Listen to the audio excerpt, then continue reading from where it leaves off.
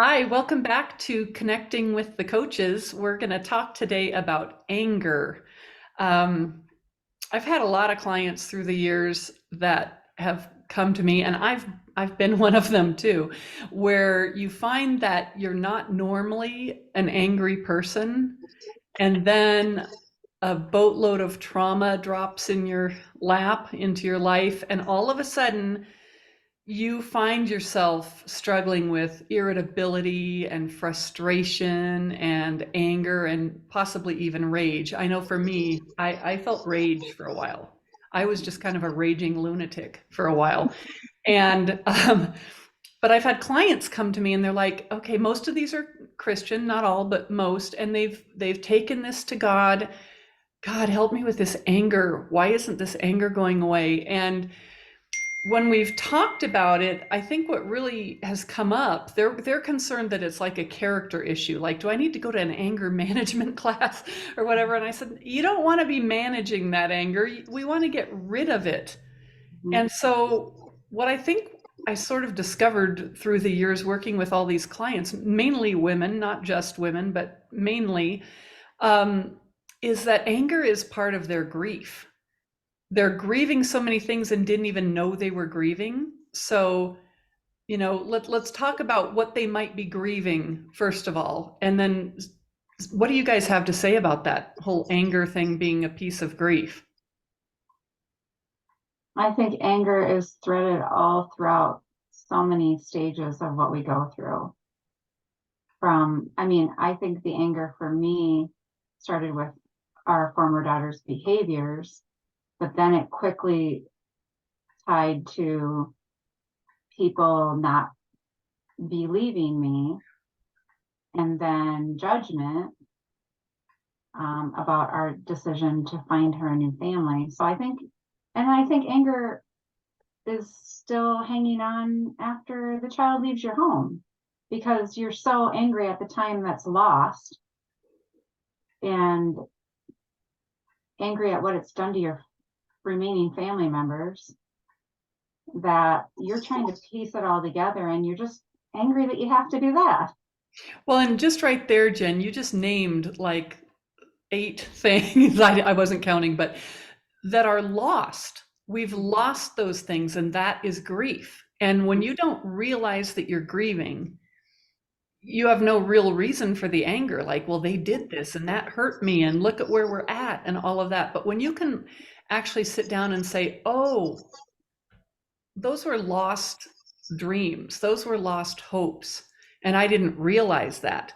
Now I know I have a category to put it in, and I know at least I can search out some help for how do I process through this grief to get to the other side. What about you, Amy? What were you thinking? I think it's also in the boundaries in the family when we bring kids, especially from orphanage settings, third world country settings, with all that extra stuff and trauma that they've been it's in the foster care system too.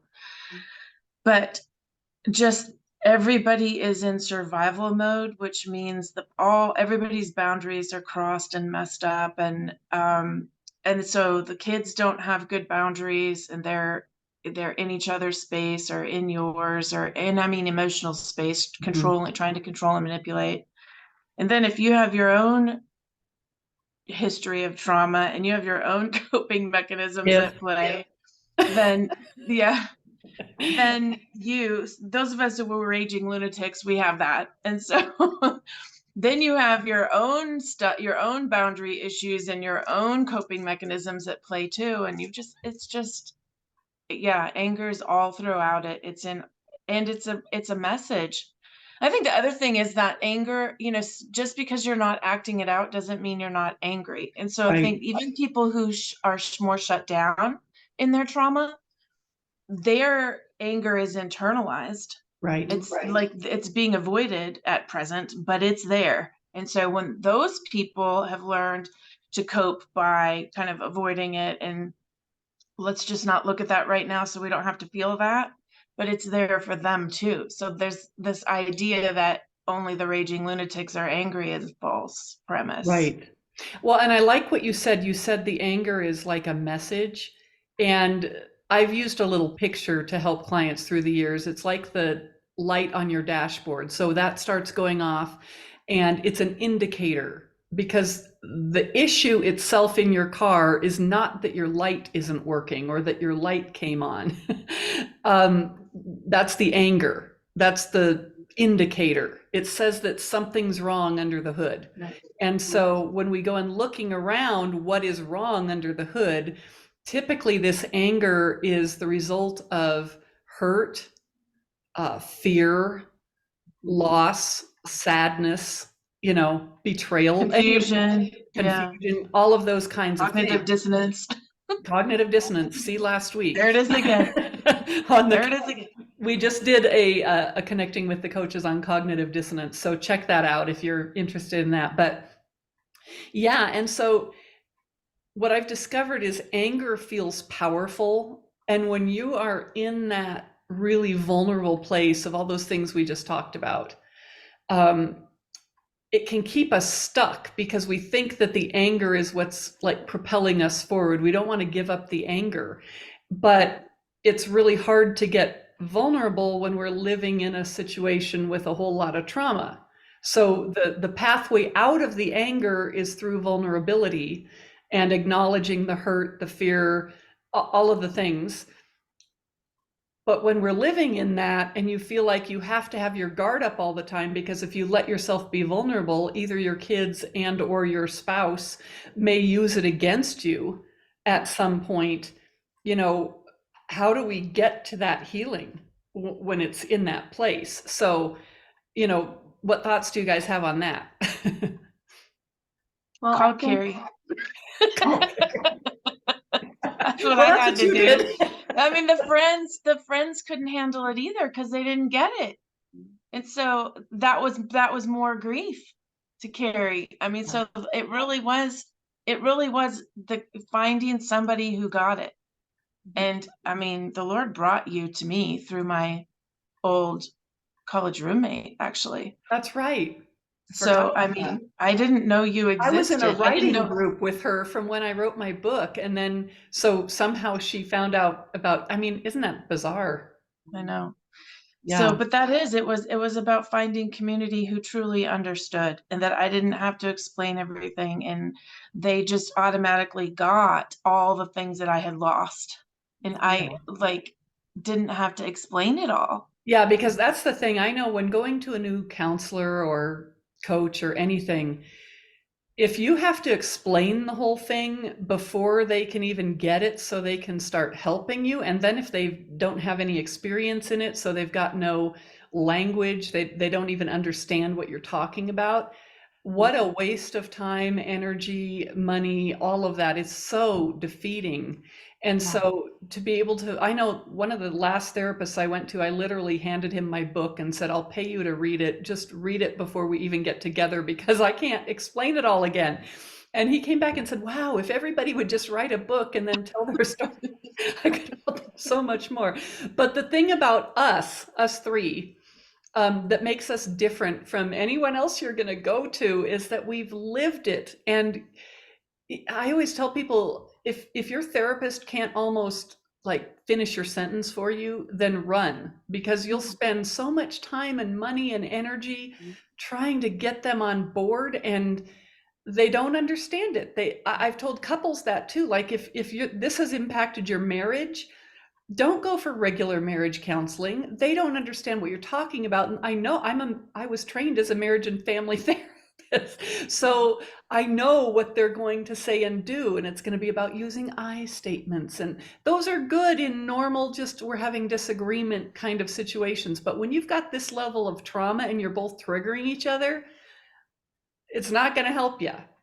Right. So I think that's what I'm hearing mostly from clients is the fact that it's so refreshing to come into a session for the first time knowing you're understood, and you're not going to face one more person that's going to judge you or look at you like, what is this that you're going through, so that, and I think in the groups that I lead too for the moms, that's what they find in the community in that group is just a group of other women that are lifting them up rather than standing in judgment. Absolutely. It'd be And so healing. absolutely. And we'll share a little bit more about what we do here right at the end. But I was just going to say, so Amy, your suggestion is find somebody who gets it, who can Mhm. kind of help you walk through it. And I mean, we are all three coaches with Carrie O'Toole Ministries, and we all get it. So if we hear your anger, if we, we're not going to judge you for it. What we're going to do is talk you through the fact that that's part of grief, and we'll help lead you through a process of grief, because that's where the healing is when you get to the vulnerable place. And it is a reality that you may not be able to talk about it at home. You may Mhm. not be able to allow yourself to be that vulnerable in Mhm. front of the people you live with, because it's not safe Mhm. emotionally or physically or whatever, spiritually. So setting appointments where you either go out to your car or you hide somewhere. We have a lot of moms who we have sessions with that are in their closets or in their bathroom. I see dads that are sometimes in the garage or in the Basement. backyard. Yeah. Yeah, whatever, just so that you have some space where you can talk about this, where you can allow yourself to get vulnerable for a little bit. And we're pretty good at monitoring the sessions, so you're not in a mess by the end. We'll help you monitor the vulnerability so that you're ready to go back into whatever else you have to do. But yeah, and then so it's really important, if you don't have a coach, if you can't afford it, if you don't know of anybody, journal about it. Write down, what is it that you've lost. I mean, Jen named a whole bunch of things right there. We lost maybe our position in the community, what we thought it was going to be like to be an adoptive mom, what's happened to our family, what's happened to our kids, to our marriage, how other people see us, our extended family, churches, all the stuff, the way that we were treated by the adoption agency or social workers, or on and on and on and on. Those were expectations or hopes that we had. And then when they're dashed, that's the grief. We're grieving Mhm. all of those things. And so when you can recognize that that's where your anger is coming from, and then have somebody help you through a process of going through the more vulnerable feelings, then you can finally lay it down when you realize it really is a loss and I have to let this go. And then you find the freedom from the anger. The anger just doesn't need to come anymore, because it's just the indicator telling you, deal with me, deal with me, deal with me. And once you deal with it, it goes away. So you don't need anger management classes. You don't need to go see somebody just over your anger. It's a grief issue.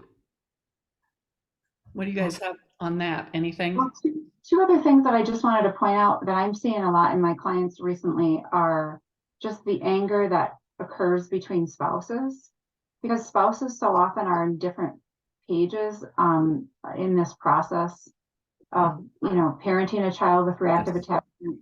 And so I often find that one spouse is like trying to muster their way through it and figure out different avenues to help the child, and the other spouse is just waving the white flag saying, I can't hang on anymore. And so there's that tension between the spouses that creates a lot of anger and just resentment underneath the surface.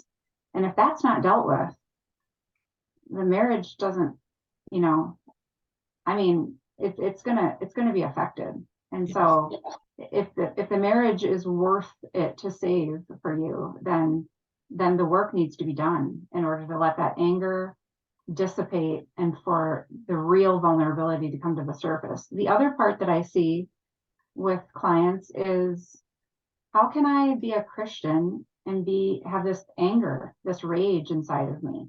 So that is I don't know, it's like a contradiction within ourselves. Like, if I'm a so-called Christian, then how can I have so much rage and anger toward this child, or toward the situation that's happening to me and our family?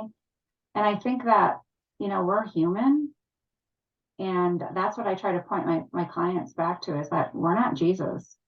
Like, he equipped us with all the emotions, right? But when we realize that maybe the anger is sort of getting to a point where it's taking over, and it's maybe one of the primary emotions we're feeling on a daily basis, that's when we need to recognize we need to get help for it. It's not a negative attribute. I mean, we're all wired to be angry. Well, and we can sin in our anger, you Yeah. know. And so, yes, we can sin in our anger, but we also need to recognize that it's a human trait. And it doesn't mean that we're a bad person or a bad Christian. And there's a righteous type of anger as well that Yes. causes us to want to change the systems and to help other people come out of this. Definitely. Yeah, that's really good, Jen. Anger can really, I was thinking along those same lines when you said we're not Jesus. It really can expose if we're walking in a rescuer, salvation kind of a situation, if that's our mode, because we're trying to help so hard. We're doing all the hard work. We're trying to help everybody. Like we're helping the adopted kids. We're trying to protect the biological kids. We're trying to keep the marriage. We're trying to keep the friends. We're trying to keep the image. And we're doing all the helping. We're doing all the hard work, and they're pushing back on it. They're not receiving it. They're not joining in. And so that can really expose the position of our heart again, where we're in a God role, and that our shoulders were not created for that. God wants that role, and he's going to be jealous of the glory. And so any healing that happens, he wants it to be his. And so you're going to be frustrated in that role because he didn't create you for that. And he wants that for himself. He's protective of that for himself. So it's kind of a twofold thing where that's what his love is, right? Is it is protective of us too. And I think Yeah, I struggled so hard with, like, he leaves the 99 to go for the one. And I felt like I was in that 99 and he wasn't helping me for so long. That space of just like, he helped them, and where's the help for me? And I mean, for me, it really was about letting go and letting him help. Like, let go and let God means something totally different to me now than, just the God is my co-pilot Hard Rock Cafe bumper sticker. It's for real. It's the only way to peace. It's the only way to health and wellness going forward, is just to let those boundaries be what they need to be and let him be who he's supposed to be. Yeah, and I think, so as we're talking about what do you do about it, first acknowledging that you're angry, acknowledging whatever it looks like, because a lot of people won't say anger, but they'll say I'm frustrated, or they're saying I'm irritable or I'm irritated. That's anger. It's just nicer ways of saying it, because a lot of us don't want to be angry. So, well, I'm just a little frustrated. Yeah, well, everybody around you feels it, and it's yucky. So first of all, we need to acknowledge it. We need to then get to what's underneath it, because if you'll allow yourself to feel a little bit vulnerable, a lot of times when I'm talking to somebody who says that they're very angry, I ask them about, are you feeling hurt? And the tears come immediately. It's like, how did that happen? I thought you were angry. Oh, it's not really anger. Right. And then from there, you kind of go, we have to kind of, coaches, really, that third party can help pick through what that is. Is it the marriage? Is it the kids? Is it boundaries? Is it grief? It was like expectations. Yeah, there's all these things that it could be. And then you get through that thing. And then there's probably another layer, and you get through that thing. Because, it just, at the very, I think probably, don't you, that at the very end, it's a sadness and a grief and a true letting go. But there's a long, winding road. And it can circle around, like you think you're done, and then another layer comes or whatever. Yeah. I think also, like, at the end comes forgiveness as well. That's a part of the letting go, is that you're not going to hold them responsible for the rest of their lives, because either they can't or they won't. One or the other. They can't do it or they won't do it. And you're probably never going to get an apology. And we need to recognize that forgiveness is what actually sets us free and places them in God's hands. And then he can deal with it how he's going to deal with it. And he loves them just as much as he loves us. And Mhm. so the forgiveness, we could do a whole nother one on that, because many times, we hear forgive or God won't forgive you, which is biblical. Mhm. But forgiveness can be a process, because, at first it can feel like there is no way I can forgive this. And then as you work through the grief, you start getting into that sadness place. And then you realize, okay, I think it's time to forgive. But also, we only can forgive what we know to forgive at that time. And I found some of the stuff that we've dealt with has taken me years to realize even what the impact of it was. So when you forgive, you want to forgive at 100%, but sometimes we can only forgive 30% because that's all we knew how it impacted us. And then it's years later as you realize, oh, it's still impacting this area of my life 10 years later. And oh, there was a wedding and now it impacts that, and a graduation and it impacts that. And I didn't know it was going to impact this. So then you have to go back and forgive at the next layer that you know to forgive, and just keep asking God, show me what I need to forgive, and give me the empowerment to forgive. And then also, I think, just confessing any unforgiveness. I'm still dealing with this. I was at a Bible study this weekend and she was naming some things. I was like, oh, there's a few there that I hadn't even thought about. Things about doctors and stuff that Oh, thought they were helping, and led me down the wrong path and caused all kinds of chaos in my life, and more suffering and more money and more pain. And I realized, I started writing down like every name that came to my mind as this teacher was speaking. And I came home because it was the Saturday before Easter, and I thought, God, I've got to ask forgiveness for this before I go to church on Easter. I just want to be free, and it feels so good to just get that done with, and then receive his cleansing and his mercy and his grace, because he doesn't want us bound up in the anger, in any of those um, other feelings, or the unforgiveness. Because unforgiveness, I mean, that is probably the worst thing we can have as we're coming out of trauma, because it keeps us bound in it. And at some point, we can even talk about this, but that's where the demonic can even come in. Sometimes that is an opening for that. So we want to be able to help you with any of these kinds of things. If this is triggering anything in you and you're thinking, oh man, I need this, I need some help with this, reach out at carrieotoole.com. We've got, all three of us are coaches, and we all can help you with this.